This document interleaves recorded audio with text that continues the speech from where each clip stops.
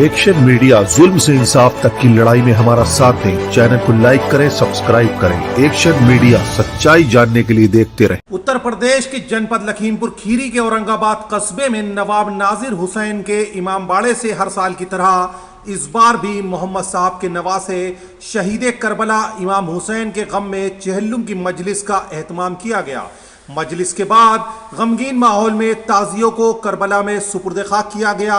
मजलिस को खिताब करने मुस्लिम धर्मगुरु व शिया नेशनल फ्रंट के राष्ट्रीय अध्यक्ष मिर्जा मौलाना मोहम्मद यासूब अब्बास साहब तशरीफ लाए। मजलिस के बाद मौलाना यासूब अब्बास ने एक्शन मीडिया न्यूज़ पर यूसीसी, मुस्लिम सियासी पार्टियों व भाजपा सहित तमाम मुद्दों पर खुलकर अपनी राय रखी। मजलिस का आयोजन हर साल की तरह इस बार भी नवाब सैयद कल्बे हसन, कल्बे हैदर, रिजवान हैदर, अजीम अब्बास की देखरेख में हुआ। नौहा ख्वानी व सीना जनी अंजुमन दस्ते हैदरी पिहानवी ने की। मौलाना यासूब अब्बास ने एक्शन मीडिया न्यूज़ के विशेष संवाददाता रियाज सिद्दीकी के तीखे सवालों के बेबाकी से जवाब दिए। मीडिया कवरेज का प्रोग्राम एक्शन मीडिया के प्रकाशक आफाक हुसैन व संपादक कल्बे हसन की मौजूदगी में हुआ। एक्शन मीडिया से सहयोगी सईद खान व वफा अब्बास के साथ गोपाल मिश्रा की रिपोर्ट।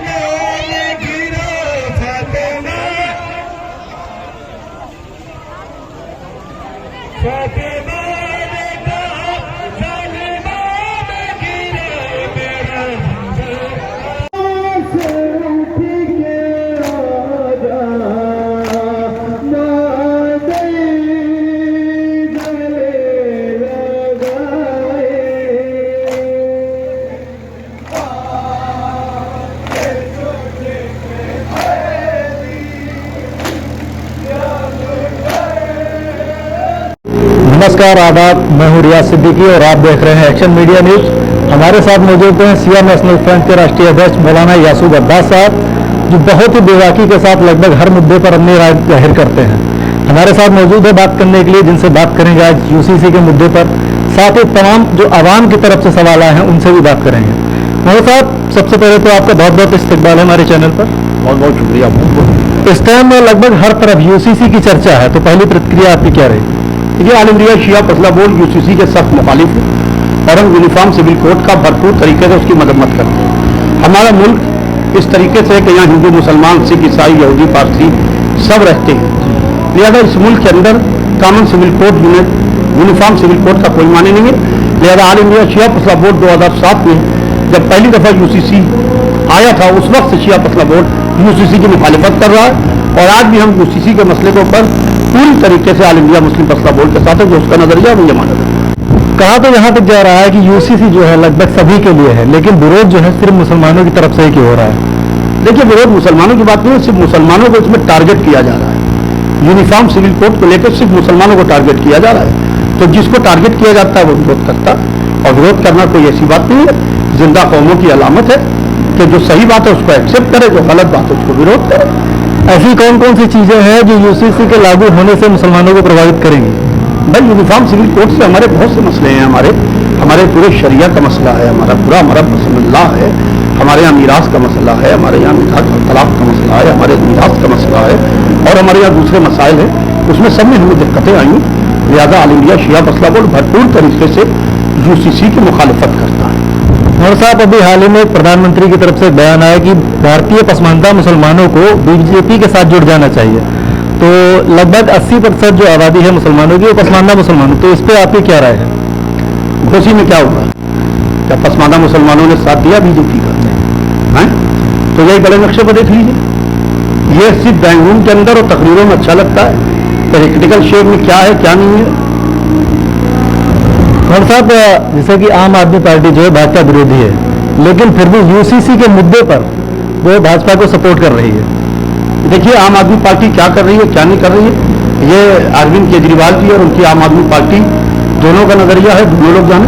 बहरहाल मैं भरपूर तरीके से इसकी मुखालिफत करता हूँ। भाजपा की तरफ से अभी तक जितने भी कानून बने हैं लगभग सभी लागू हुए हैं। अगर इसी तरीके से यूसीसी भी लागू होता है तो आपका अगला कदम क्या रहेगा?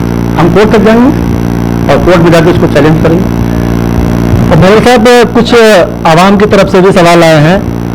एक सवाल सैफ खान जी ने किया है संडीला हरदोई से। उन्होंने लिखा है कि अक्सर देखा जाता है कि चुनाव के समय धर्म गुरु द्वारा राजनीतिक बयानबाजी होती है, ऐसे में राजनीतिक मामलों में धर्म गुरुओं का दखल ठीक है या नहीं? राजनीतिक मामलों में धर्मगुरुओं का दखल ठीक नहीं है। और देखिए जो जिसमें होता है उसी में अच्छा लगता है। डॉक्टर को आदमी क्लिनिक में देखना चाहता है, वकील को कोर्ट में देखना चाहता है, धर्मगुरु को मेहराब व मिंबर पर देखना चाहता है, सियासी नेताओं को इलेक्शन के मैदान में देखना चाहता है। जो धर्मगुरु सियासत के अंदर आना चाहते हैं, मैं उनसे ये अपील करना चाहता हूं कि पहले अपने धर्मगुरु का लिबादा उतार दें और उसके बाद वो सियासत में आए तो बेहतर होगा। अगला सवाल है हसन अली जी का शाहजहांपुर से। भारत जैसे धर्मनिरपेक्ष और लोकतांत्रिक देश में क्या मजहब के हिसाब से सियासत होनी चाहिए? देखिए भारत में जैसे भारत लोकतांत्रिक देश है, सबसे बड़ा लोकतंत्र है यहाँ पे, और यहाँ धर्म के हिसाब से सियासत नहीं होना चाहिए। हमारे मुल्क की ब्यूटी इसमें है कि यहाँ हिंदू मुसलमान सिख ईसाई यहूदी पारसी सब रहते हैं, लिहाजा यहाँ इस तरीके की सियासत कोई माने नहीं है। हिंदू के साथ मुसलमान खड़ा है, मुसलमान के साथ हिंदू खड़ा है, शिया के साथ सुन्नी खड़ा है, सुन्नी के साथ शिया खड़ा है। हमारे यहाँ कोई भी इख्तलाफात नहीं है।